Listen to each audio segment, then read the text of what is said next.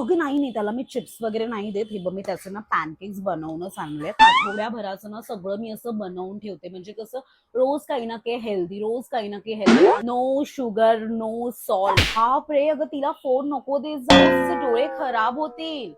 अगं मग हा काय बघतोय? तू टॅब वर बघतोय, फोन पेक्षा स्क्रीन मोठी असते ना. कंट्रोल पूर्णपणे माझ्या हातात असतो. त्या दिवशी माझ्या एका मैत्रिणीची मुलगी आज की रात ह्याच्यावर नाचत होती.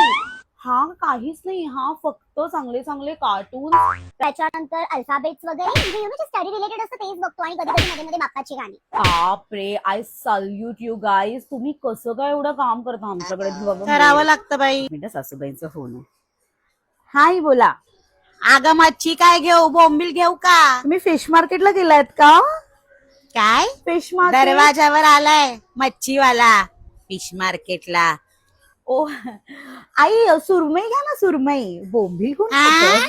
तुझ्या बापाने हुंड्यामध्ये बोट दिलेली का ग? सुरमई घ्या, इथे पैसे देत ना काय हा, नाही, घ्या सुरमई घ्या, चला पाहिजे. चला, बाय बाय बाय. काय बाय बाय? घरी भांडी पडली ती घासायला ये, बाय बाय करते.